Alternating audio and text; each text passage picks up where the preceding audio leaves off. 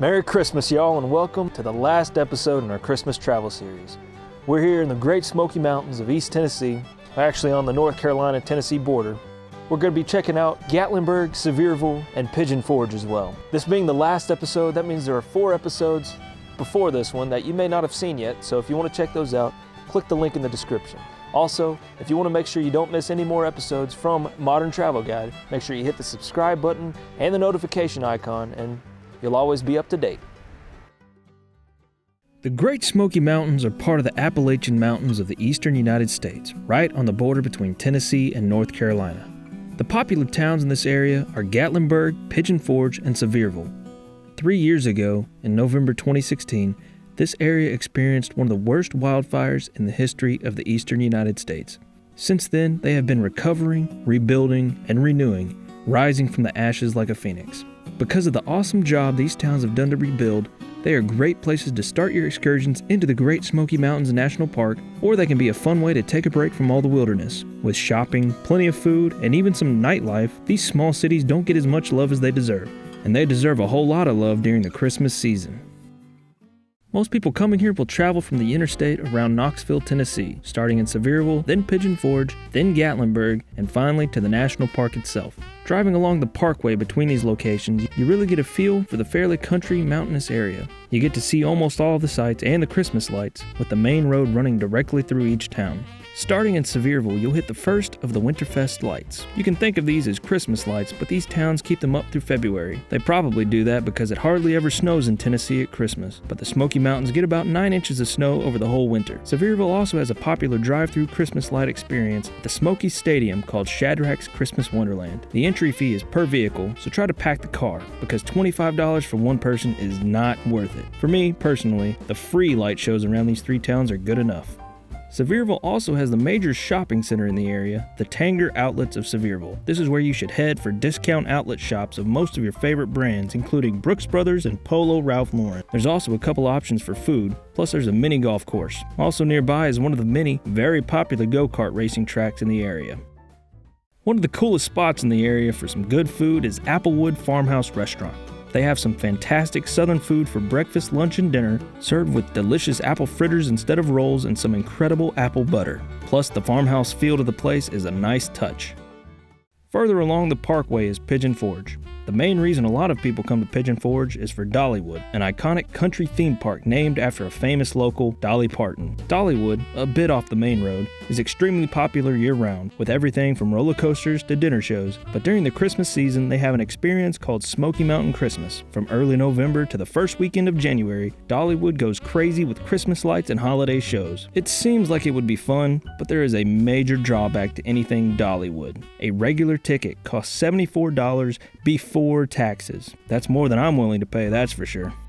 Another interesting Christmas-themed place to check out in Pigeon Forge is actually decorated the whole year. Christmas Place and the Inn at Christmas Place. Christmas Place is a shop with tons of Christmas decorations, from model trains and miniature villages to Christmas trees and custom ornaments. The Associated Inn across the street has rooms decorated year-round, but during the holidays they have extra decorations outside and in the common areas.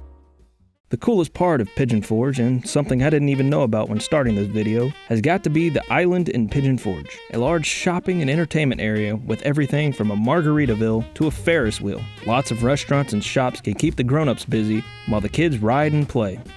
With Dollywood and the island, I'm sure you can tell family friendliness is very popular in Pigeon Forge. This includes lots of arcades, go-kart tracks, and even some rides like reverse bungee. Some of the stuff does have a bit of a tacky feel, but it's still fun.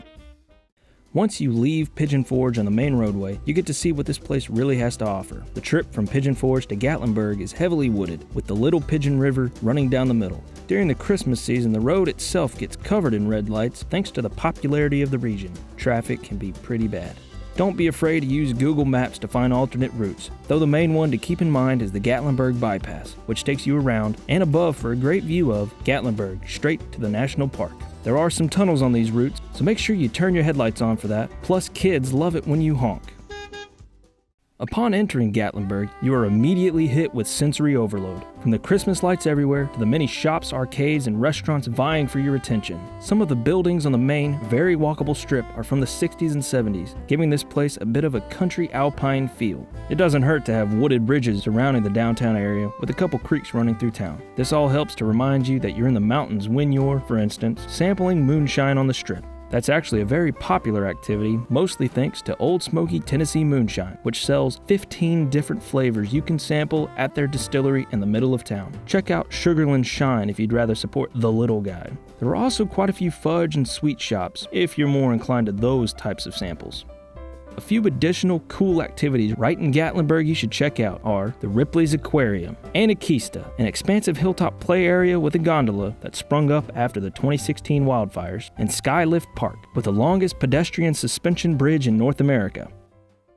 After you've had some fun on the strip, you should head up to Ober Gatlinburg, preferably on the gondolas. The views of town and decorated houses are quite a bit better at night, so I'd suggest heading up in the late afternoon if you plan on doing some of the winter activities at the top.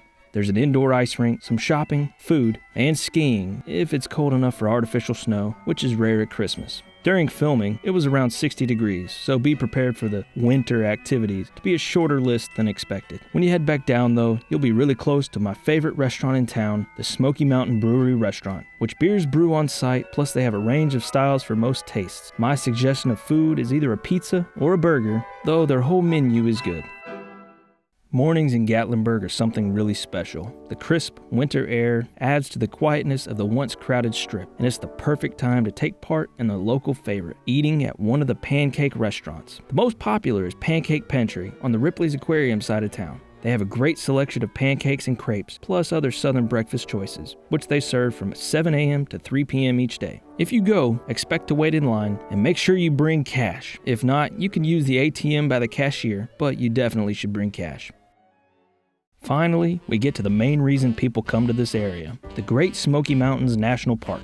Right on the Ober Gatlinburg side of town, you can find the entrance to the national park area with many trails right off the roadway. The beautiful scenic route winds through the park 14 miles up to Newfound Gap, a 3,700-foot elevation change. This is one of the coolest stops on U.S. Route 441, with the gorgeous overlook situated right on the border of Tennessee and North Carolina. The famous Appalachian Trail traverses this gap as well. Rockefeller Memorial here is where President Franklin D. Roosevelt dedicated the national park in 1940. From December to April, Clingman's Dome, the highest point in the Smokies, Tennessee, and along the entire Appalachian Trail, is only accessible by a 15-mile round-trip hike down the Appalachian Trail, though the road can sometimes be temporarily closed before or after these dates due to weather.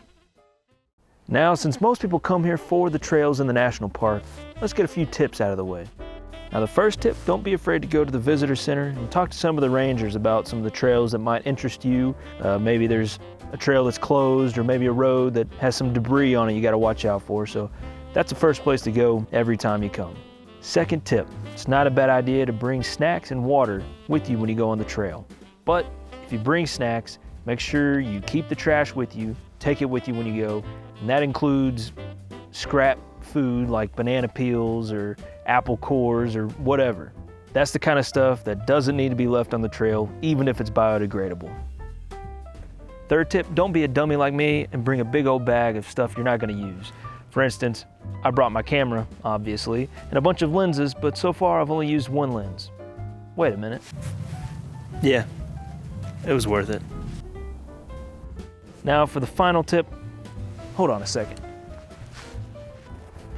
Side note, if it's cool enough for a jacket here at the visitor center, shout out to Martha's Vineyard Vacationers, then you'll definitely need a second jacket here in the upper elevations. Now that's it for all the trail tips. Let's get back to some of the Christmas stuff. Christmas in the Smokies is a wonderful thing, with the weather cooling off, Winterfest lights going up throughout the towns, and tons of activities available. It's always a fun place to visit, but it's best from late fall to early spring, and not just because of Winterfest. They could really use your tourism dollars here, regardless of when you come, so don't hesitate to book your Smoky Mountain trip. Thanks for joining me on this, our last episode in the Christmas travel series here on Modern Travel Guide. If you like this video, be sure to give it a thumbs up and share it with your friends and family. And subscribe for more content like this. You never know, maybe we'll continue this series next Christmas. See ya.